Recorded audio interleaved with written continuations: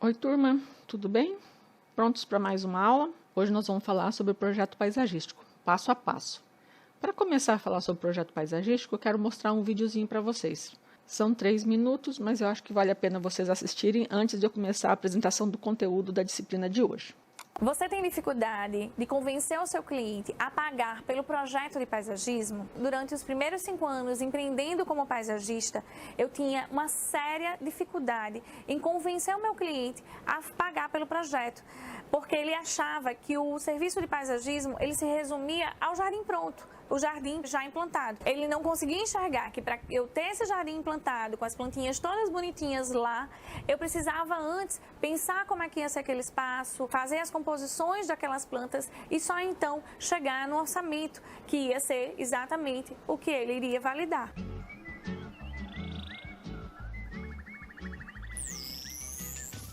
E aí o que acontecia? Como eu estava começando, eu tinha essa dificuldade de convencer esse cliente e eu acabava com receio de perder o cliente, caindo na lábia do cliente e fazendo esses projetos. Então acontecia aquilo que todo mundo sabe. Eu fazia o projeto, fazia o orçamento, apresentava para o cliente, ele, tá, tudo bem, vou conversar com minha mãe, com meu pai, com meu papagaio, com meu cachorro, capava o gato com o meu projeto, porque eu acreditem, eu entregava o projeto para eles, entregava a planilha e quando eu via, ele estava lá, já tinha executado, já tinha comprado as plantas em outro local, tinha chamado um jardineiro e ele mesmo tinha implantado o meu jardim. Ou seja, eu era feita de besta e eu tinha muita raiva. Só que eu tinha raiva, não era do cliente, era de mim. Era de mim porque, mais uma vez, eu tinha caído nessa conversinha bonita e tinha simplesmente perdido mais um serviço, gastado meu tempo e perdido mais um serviço. Então, como é que eu fiz para resolver isso? À medida que você entende que o cliente ele só consegue visualizar aquele espaço pronto a partir do projeto e que o projeto é a ferramenta que você tem para convencer ele disso, você precisa mostrar para ele que existe esse processo e que para que você consiga fazer a planilha orçamentária, você precisa antes de tudo fazer um projeto. Ele precisa entender que o projeto ele faz parte de todo esse processo e ele é o primeiro passo que tem que ser seguido. E esse projeto ele precisa ser cobrado, afinal de contas você vai investir seu tempo, todos os anos de estudo para você fazer a concepção disso. E aí você cobra pelo projeto, apresenta para ele a planilha, dizendo para ele que esse projeto só vai conseguir ser realmente executado quando ele estiver dentro do valor financeiro que ele estipulou para aquilo. E aí vai ficar muito mais tranquilo deles convencer isso, porque quando você toca na parte financeira, ele realmente entende que você vai estar preocupado em fazer uma coisa legal, mas que esteja dentro daquilo que ele pode pagar. Você vai cobrar pelo projeto e você vai cobrar depois pela implantação. Lembrando sempre que são 2 serviços diferentes que vão demandar 2 contratos diferentes. Você vai ter a possibilidade de fechar 2 serviços e aumentar o seu lucro. Então, pessoal, bem interessante o vídeo. A moça falando a respeito da importância de um projeto paisagístico. Em cidades maiores, você tem uma clientela mais apta e aceita a pagar por um projeto. Em cidades menores, a gente tem uma dificuldade maior com relação a essa questão das pessoas estarem habituadas ou se proporem a pagar pelo projeto. Eu tenho uma amiga minha que se formou, que é engenheira agrônoma, e ela é casada com um agrônomo também que trabalha numa multinacional. Ele é transferido muito para cidades diferentes e ela conseguiu fazer uma parceria com uma arquiteta que faz todos os projetos da casa e inclui o projeto paisagístico. E ela se dedica a fazer o projeto paisagístico para essa arquiteta. E ela faz esses projetos online. Ela não faz pessoalmente, ela não faz implantação, ela só inclui no projeto da casa. Então, às vezes, é um nicho de mercado encontrar bons arquitetos, incluir o seu projeto. E depois a implantação, que é outro processo, como a moça falou. Qual seria o primeiro passo? O primeiro passo, quando você encontra com o cliente, é conhecer a área. Então, você vai conversar com o cliente, saber o que ele espera e vai conhecer a área.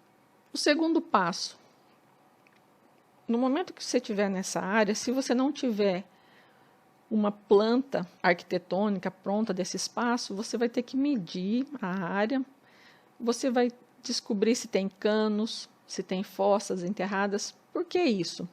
Muitas vezes você faz um projeto e coloca uma árvore em determinada posição dentro do jardim.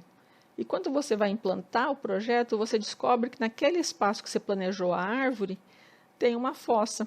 E em cima dessa tampa dessa fossa, você não tem mais do que 20 centímetros de terra, que uma árvore não vai conseguir ser plantada lá, porque o sistema radicular dela não permite. E às vezes você vai ter que mudar todo o seu projeto por um descuido.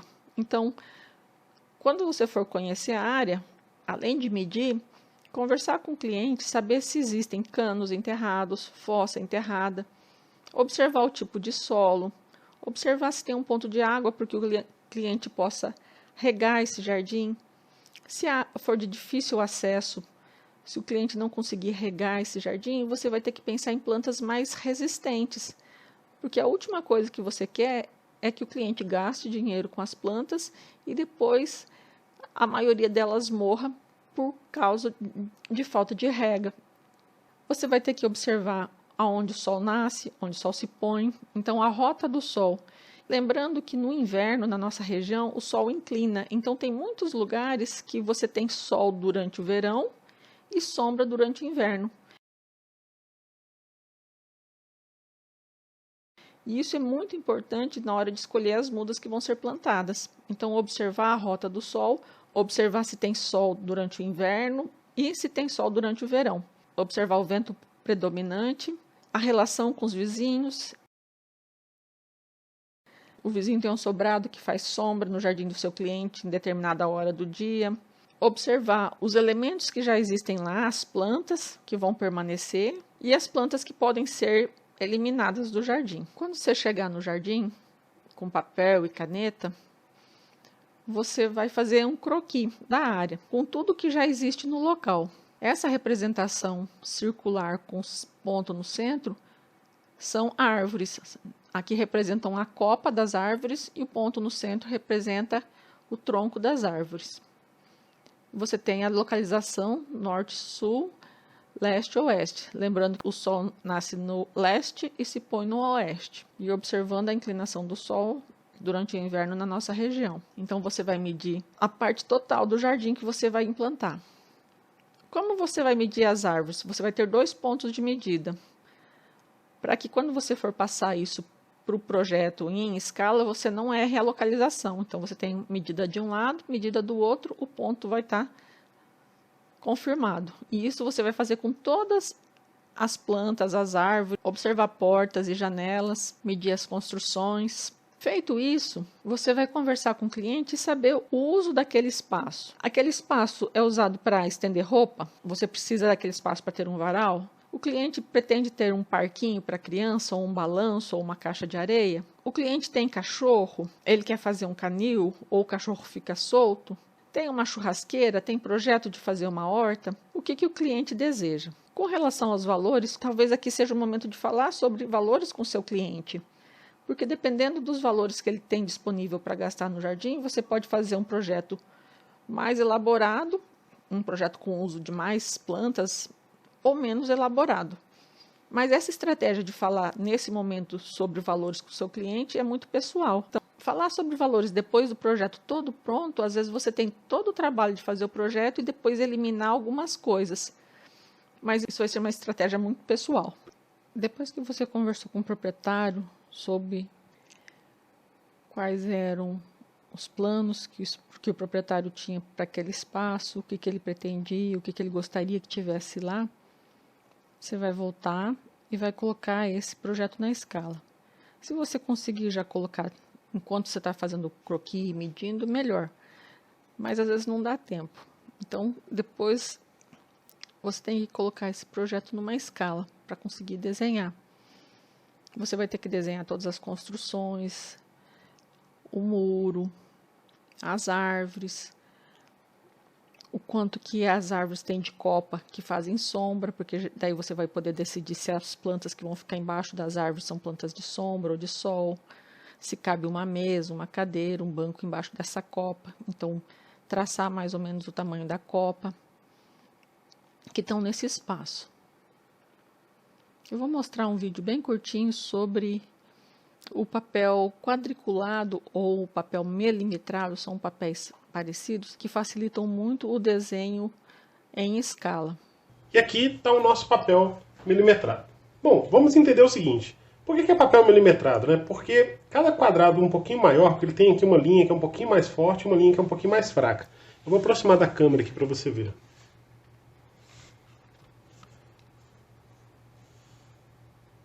Então, esse quadradinho aqui um pouquinho mais forte equivale a 1 centímetro, né?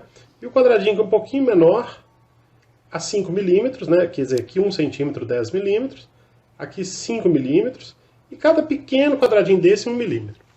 E como que isso pode ajudar a gente? Bom, eu consigo fazer desenhos em escala, sem escala, rascunhos. Vamos pensar o seguinte, se 1 metro são 100 centímetros, cada centímetro na escala de 1 para 100 equivale a 1 metro na escala de 1 para 100, tá? Então se eu tiver que fazer um rascunho, por exemplo, de um cômodo de 3 por 3 metros, por exemplo, eu posso fazer aqui, ó, uma marcação. 1, 2, 3. Vou fazer uma linha aqui, ó. Então essa linha equivale a 3 metros. A mesma coisa aqui, ó. 1, 2, 3. Utilizando régua, claro que você consegue fazer uma linha mais firme, né? Então, se aqui é 1 metro, daqui até aqui são 50 centímetros. Aqui eu consigo já também fazer as paredinhas, né? E fazendo o rascunho do que eu precisar. A mesma coisa eu posso utilizar na escala de 1 para 10.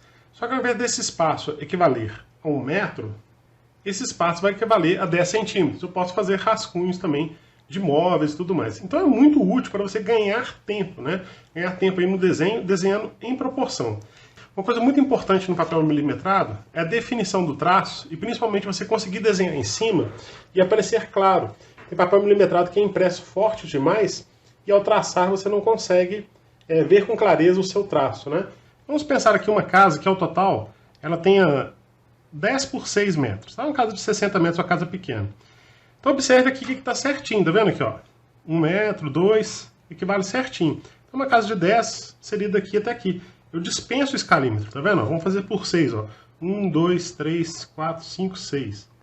Ela vai vir até aqui. Se eu colocar o escalímetro aqui, vou verificar aqui, ó, 6, tá? E é claro que você pode fazer o desenho utilizando réguas, né? Não precisa de ser à mão.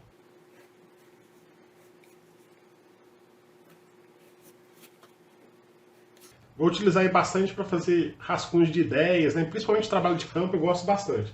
E é legal sempre levar com uma pranchetinha, né? Você coloca na pranchetinha e vai fazendo suas anotações para mostrar para um cliente algo em proporção rapidamente, né? Com escala, é sempre muito útil. Então, com papel milimetrado, ou levando ele durante o processo de medir o seu jardim, ou depois quando você estiver na sua casa, que você vai passar os seus rascunhos a limpo, ele vai auxiliar bastante. Por exemplo, no seu projeto você pensou em pôr um banco e um vaso. Qual que é a dimensão do banco? O fabricante do banco fala que o banco tem 1,50 por 53 centímetros. Qual que é o tamanho do vaso? O fabricante falou que os vasos, diferente altura, em torno ele tem de 33 centímetros de diâmetro ou 40 centímetros de diâmetro. Como que isso vai funcionar no meu projeto?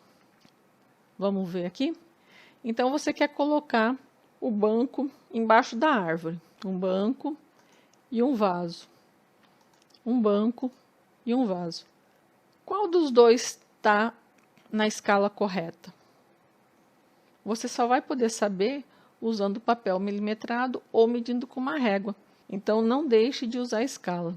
Além dos objetos, a escala é importante porque depois você vai conseguir calcular o número de plantas, o número de mudas que você vai colocar no jardim. Você sabe que uma planta ela tem que ser plantada de 20 em 20 centímetros ou de metro em metro, se for uma árvore, um arbusto. Você vai conhecer as espécies e você vai precisar calcular quantas mudas você precisa para aquele espaço. Então, o desenho na escala é importantíssimo. Professora, por que eu tenho que saber as janelas e marcar as janelas no projeto? Você imagina uma dona de casa na cozinha. O que ela quer ver da janela da cozinha dela enquanto ela está lavando louça ou preparando uma refeição? Você imagina uma sala que tem uma televisão. A pessoa não consegue assistir televisão durante o dia por causa do reflexo do sol. Ou você tem o quarto de uma avó e os fundos é um pátio onde tem sempre crianças brincando e correndo. E a avó gosta de um pouco de sossego, de privacidade. Sabendo disso, sabendo da janela, sabendo do uso desse espaço, a gente tem outro caso também. Diferentes alturas de planta para colocar nessa janela. Então, você vai ter a circulação, a visão do jardim e a privacidade. As janelas têm diferentes alturas. Você tem janelas, por exemplo, do banheiro, que tem mais de 1,5 metro do chão. Você tem janelas padrão de cozinha, de quarto, com 1 metro do chão. E você pode ter janelas mais baixas do que 1 metro, com 40 ou 60 centímetros do chão. Isso é importante porque vai determinar quais as plantas que são possíveis de colocar na frente dessa janela. Se a pessoa quer mais privacidade, ela vai usar plantas mais altas. Se a pessoa quer menos privacidade, você vai usar plantas mais baixas ou vai manter essas plantas podadas. Vamos dizer que era o quarto da avó e ela não gosta da criançada correndo e brincando no jardim. Você vai ter plantas bem altas para tentar fazer um isolamento acústico. Lembrando que plantas muito altas em frente à janela, você perde toda a ventilação e toda a claridade. Então, nem sempre é o mais desejado ter plantas altas em frente a uma janela. Mas isso você vai ter que conversar com o seu cliente e determinar. Só para ilustrar para vocês, durante o inverno, na minha casa, eu pego sol dentro da minha cozinha. A gente não consegue lavar louça de tanto reflexo que bate na pia de inox. Isso só acontece no inverno. Aí eu resolvi plantar árvores para que fizessem sombra. Então a gente tem que pensar nisso também. Uma coisa que vocês têm que observar, a altura das plantas. Então, todo jardim tem essa composição de plantas altas, médias e rasteiras. Você tem plantas arbóreas acima de 4,5 metros, plantas subarbóreas, arbustivas, subarbustivas. E depois você tem as rasteiras. Você vai buscar um ângulo de visão. Então, começa com as plantas mais baixas, médias e mais altas. Sempre essa composição. Reparem que até o momento a gente não falou de nenhuma espécie. Nós estamos pensando apenas no tamanho que essa planta fica enquanto adulta. O seu jardim na frente da janela, você vai ter que esse recuo, você tem essa distância. Nem sempre a gente tem um espaço tão grande para usar os 3 ou 4 níveis de planta. Se você não tiver as plantas rasteiras, você vai ter um aspecto de um espaço mais confinado. Se você tem as plantas rasteiras e não tem as arbustivas no meio, você vai ter a sensação de um espaço mais amplo.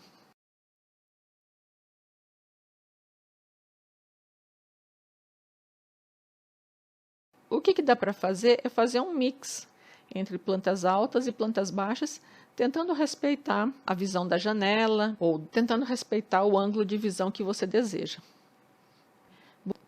Então, até o momento, nós falamos de diferentes alturas das plantas. Essa diferente altura das plantas, ela vai ajudar na visão do jardim, na circulação e na privacidade. Vamos pensar que nesse quintal, você vai ter um caminho para uma área de serviço, onde tem o tanque, a máquina, ou uma churrasqueira, ou uma despensa, e um outro caminho para uma garagem. Como que você vai fazer esse caminho? Geralmente, se você tem pessoas com mais idade, você vai evitar que tenham desníveis muito grandes, para evitar quedas. Então, seriam caminhos lisos nesse espaço. Então, você tem diferentes possibilidades de fazer esse caminho. Um caminho como esse, que as plantas logo ao redor do caminho são altas, indicam que quem estiver no caminho não tem visão do restante. Indica que a pessoa quer uma privacidade. Ela quer que os outros passem pelo caminho, mas não quer que eles enxerguem o restante do jardim. No geral, a gente vê isso acontecer. Projetos com plantas de tamanho intermediário. Esse projeto, teoricamente, a pessoa não consegue passar para o lado. A meu ver, esse não é um bom projeto de jardim. Outro exemplo, você tem um estacionamento de carros aqui e as pessoas plantaram esse canteiro de pingo de ouro. A pessoa que está saindo da escada, ela não consegue nem ir acessar esse carro, nem esse outro carro. Será que era esse o objetivo? Aqui tem um exemplo de um projeto que seria aceitável. As plantas são bem baixas e tem que mantê-las bem baixas. Então, a pessoa consegue enxergar o restante do jardim.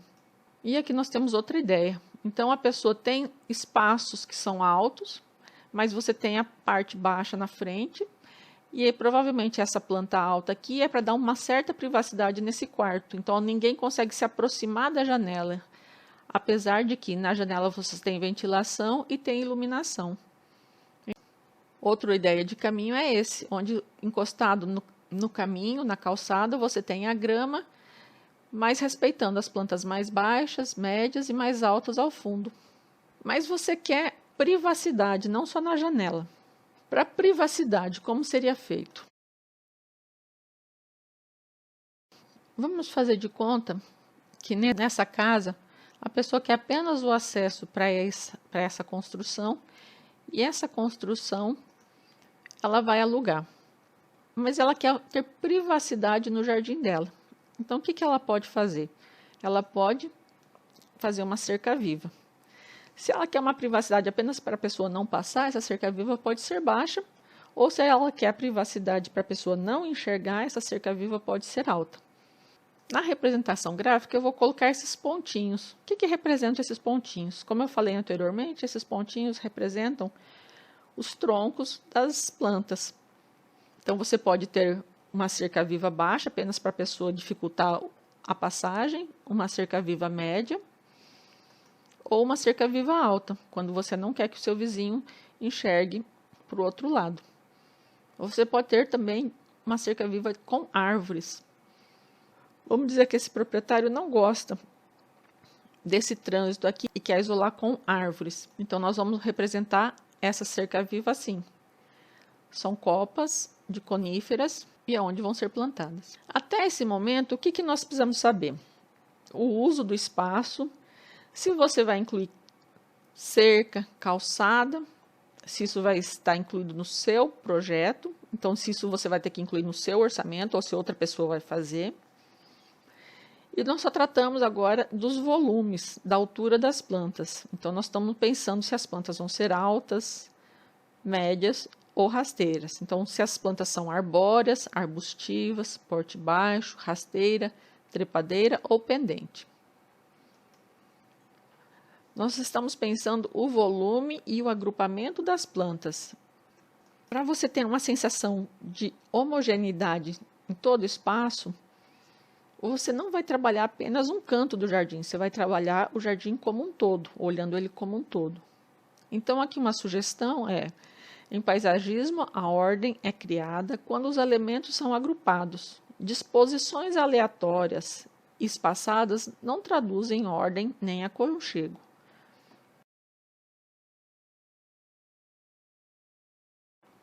Vamos imaginar? Vamos brincar com esse projeto? O cliente pediu um canil. Naquele canto lá, mais isolado, nós colocamos o cachorro. Resolvemos fazer 2 canteiros de horta. Atrás, porque ali atrás é pouco usado. Então, vamos aproveitar para fazer a horta. Vamos colocar 2 bancos embaixo dessa árvore que nós já temos a sombra. Um caminho da casa principal para a área de serviço. Vou colocar 2 vasos para embelezar o espaço e 2 vasos aqui para completar, para fazer uma ligação entre os 2 espaços. Ali eu resolvi colocar uma mesa para tomar tereré, uma mesa de truco, a copa da árvore maior. Então, embaixo daquela copa, nós vamos colocar uma mesa para o tereré ou para o truco. E eu resolvi fazer aqui um canteiro com plantas mais altas, com plantas intermediárias, porque nós já temos uma janela, com plantas mais baixas e com pedrinha. Então, nós temos as 3 alturas.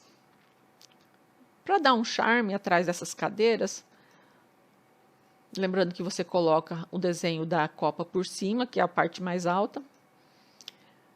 Para fazer um charme, eu resolvi colocar uma fonte ali, um ponto de interesse ali. Aí, teoricamente, você vai ter que trabalhar no outro lado para trazer uma certa igualdade. Então, nesse outro espaço, você vai trabalhar com alguns elementos que você encontrou nesse espaço, você vai tentar trabalhar aqui no outro espaço. Não precisa ser igual, mas buscar trazer elementos para compor isso aí, fazer um jardim como um todo. Arbustos e árvores não são visualmente relacionados. Então, você consegue interrelacionar eles visualmente por intermédio da vegetação rasteira ou de forração, como pedras, casca de pinos.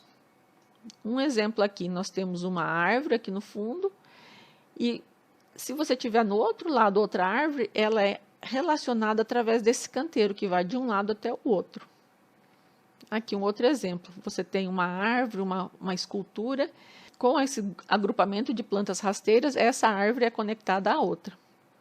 Esse projeto aqui, eu achei que ele poderia agrupar um pouco mais, mas provavelmente essas plantas elas têm um crescimento maior e a ideia é que no final elas quase que fechem todos esses espaços na implantação do jardim. Então, provavelmente essa planta vai ficar mais alta, essa mais alta e esses aqui vão fechar. O projeto que eu apresentei para o dono da casa, hipoteticamente foi esse, mas o dono não gostou muito. Ele falou: nós temos uma vista tão bonita dessa porta, eu gostaria de ter algum elemento desse outro lado. Então, nós vamos remover essa ideia porque não foi aprovada pelo cliente. E vamos pensar numa outra ideia.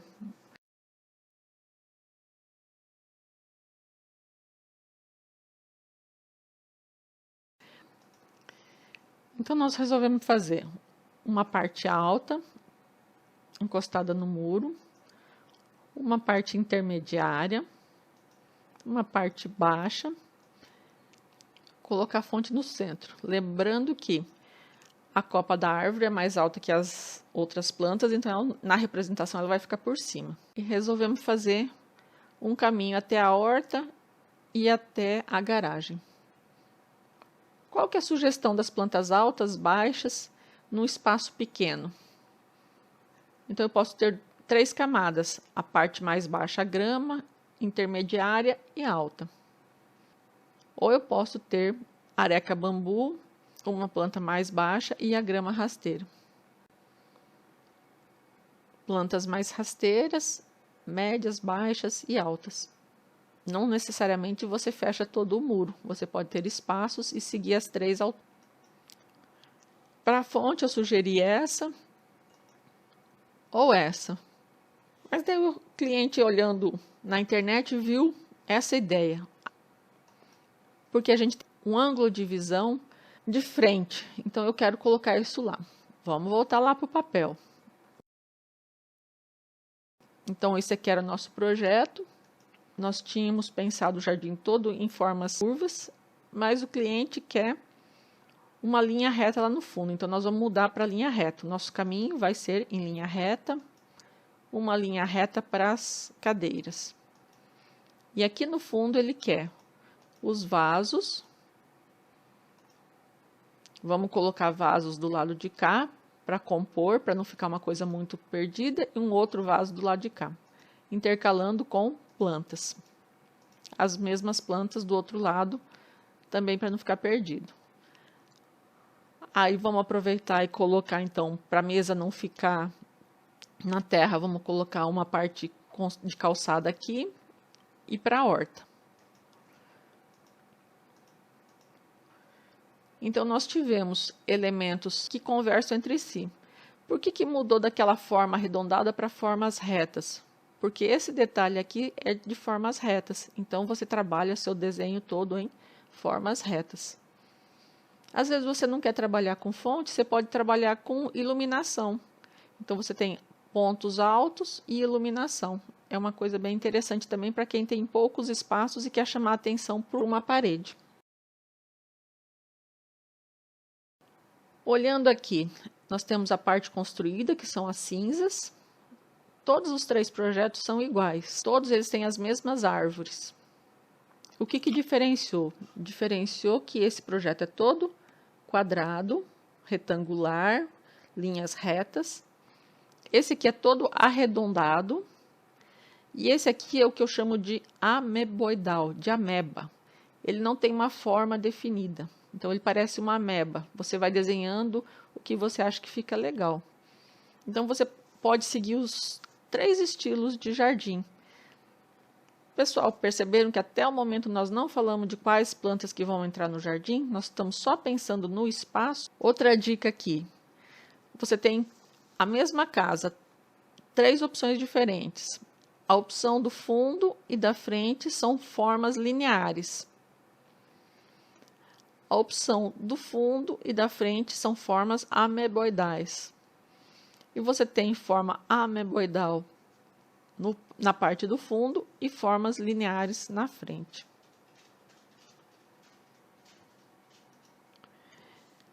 Em canteiros retos, plantar as plantas segue o canteiro. Em canteiros curvos, a posição para plantar as plantas também segue o canteiro curvo. Lembrando que alguns desenhos dão cantos muito finos. Dependendo da planta que você coloca lá, ela simplesmente acaba com o desenho. Aqui, por exemplo, você tem um canto, ou você não consegue plantar muito no canto, porque é muito estreito, ou que você planta acaba cobrindo e não faz sentido nenhum. Então, cantos muito finos no projeto de jardim necessitam de uma manutenção e de plantas adequadas se você quiser manter aquele desenho.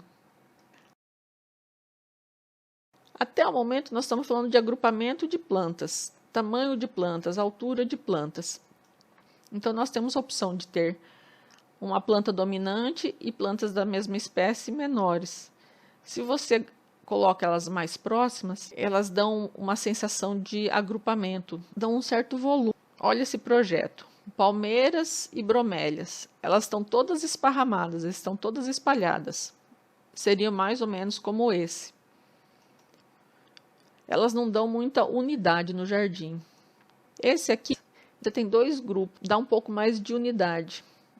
Olha já esse daqui.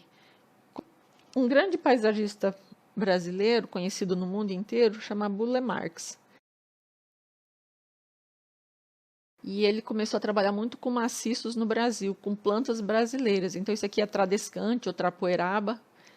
Então, você faz maciços com plantas muito rústicas, que são plantas de espécies brasileiras. Aqui tem um maciço com agave e com as plantas altas.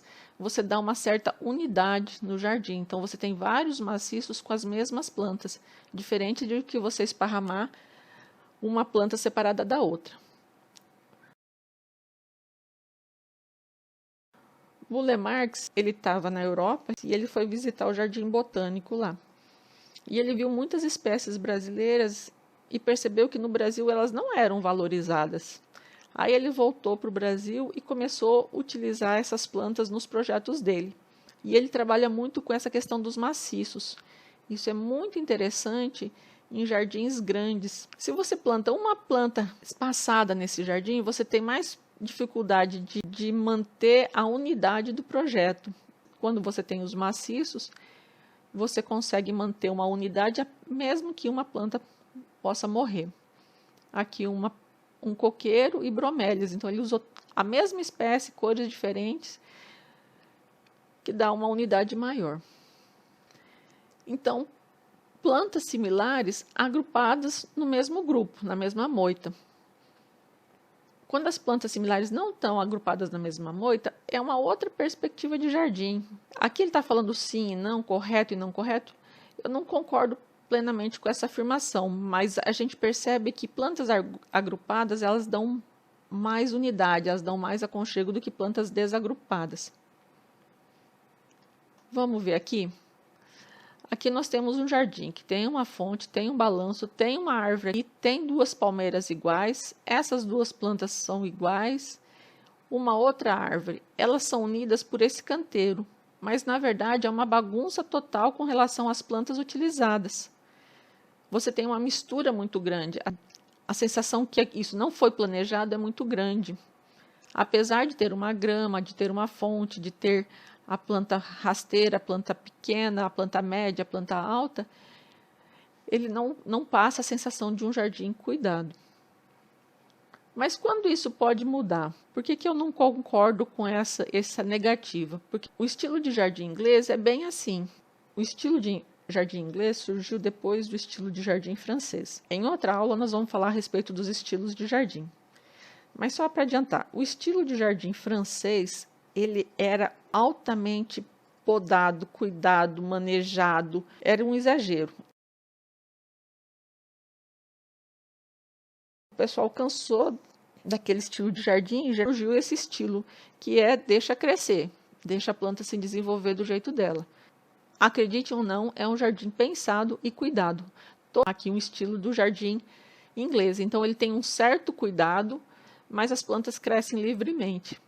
E todas as plantas que estão aqui, elas foram pensadas, cores, formatos de folhas, de folhagens e porte. Nesse slide fala a respeito de um elemento central dominante. Então, uma árvore, uma peça de decoração, uma fonte, alguma coisa para que seu olho volte para aquele elemento. Conexão entre os espaços. Então, ter uma unidade entre os espaços. Apesar de você ter um grupo de flores que parece aleatório, na verdade ele não é. O que a gente repara nesse jardim? O que traz unidade nesse jardim? Todas as plantas são tipo bolinha, ó, arredondada, que eu quero dizer. Você vê muito poucas, aqui atrás talvez uma, você vê a composição das cores, o roxo. Então esse jardim foi pensado, não foi um jardim aleatório. As mais baixas na frente, as intermediárias, as mais altas ao fundo. Então, elas estão conectadas de alguma forma. Pessoal, uma dica. Busque inspiração na internet.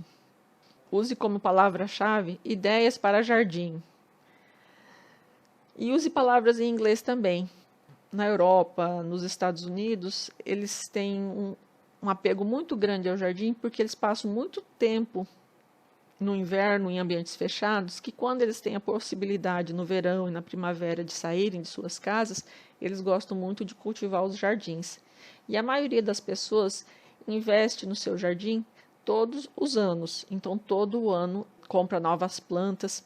Diferente do Brasil, você implantou o jardim e ele tem que durar 20, 30 anos. Isso não é uma realidade na Europa. Apesar de você respeitar as formas que estão sendo propostas, você renova as mudas a cada ano. No Brasil, a gente não tem essa cultura, tá? Então, busquem inspiração na internet, usem as palavras-chave. Então, só agora, no 5º passo, que nós vamos começar a pensar nas espécies. O que a gente tem que levar em consideração? Quais são os cuidados necessários? Então, aquela espécie precisa ser podada? Precisa ser tutorada? Ela é exigente quanto às regas? Qual que é o estilo da planta? Mais para frente nós vamos falar a respeito de estilos de jardim. Mas qual que é o estilo da planta? Dependendo do orçamento que o seu cliente deu, você vai optar por plantas mais baratas ou plantas mais caras. Os aspectos agronômicos, ela é adaptada àquele solo? Ela é adaptada ao nosso clima? É uma planta de sombra, meia sombra, é uma planta de sol? Eu posso plantar ela embaixo da copa das árvores ou eu tenho que plantar ela em sol pleno? Estilos de jardim nós vamos ver numa próxima aula, mas só para exemplificar os estilos de plantas. A gente tem a hortênsia, que é uma planta muito característica lá da região de Gramado. Vocês acreditam que a hortênsia combina com cactos? Essa planta espetadinha aqui, a gente chama ela de agave. Quando a gente não sabe o nome dessas plantas espetadinhas, a gente chama elas de agave. Plantar uma agave ao lado de uma hortênsia vai combinar? São estilos de plantas diferentes. Uma é o estilo de uma planta desértica, que vai precisar de poucas regas, e a outra é uma planta de clima temperado. Tem uma característica diferente. Então, a gente tem que se ater um pouquinho a essa questão. As plantas, a origem dela, o clima. E nos estilos de jardim, a gente vai ver bem claro os grupos de plantas que têm uma certa conexão. Então, o 6º passo é fazer o projeto definitivo. e nós vamos ver isso na próxima aula. Espero que vocês tenham gostado desse vídeo.